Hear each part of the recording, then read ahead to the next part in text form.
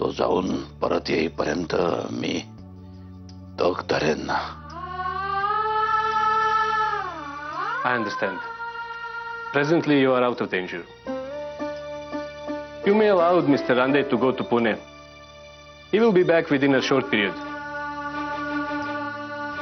And during this period, I will attend you twice a day. Be rest assured.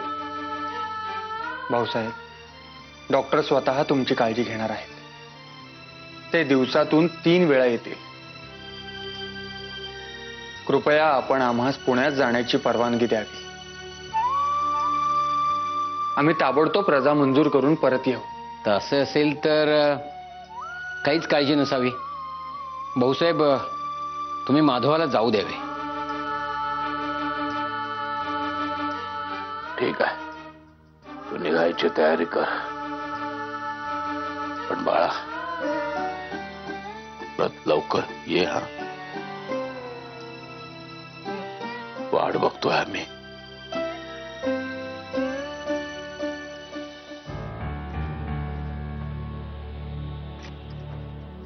तरी कितीदा समजवायचे या MICE, तरी पहिल्या दिवसापासून कानी कपाळी ओरडते, स्वतःच्या सुनेस लगामात ठेव, लगामात ठेव. पण ही ऐकेल तर ना. आता ती रमा डोक्यावर बसायला लागलीये. काय करायचे त्याचे?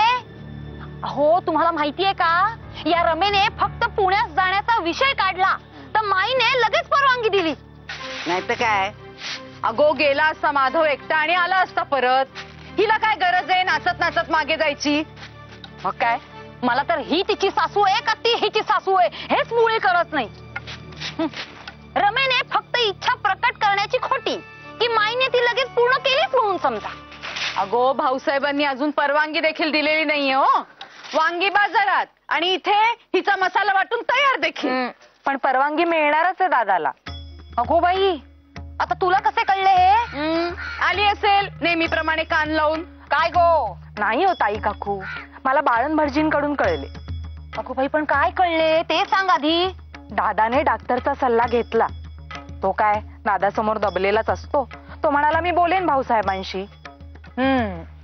म्हणजे आता काय, माधवही पुण्यात जाणार आणि माधवाच्या मागोमाग ही रमा देखील जाणार.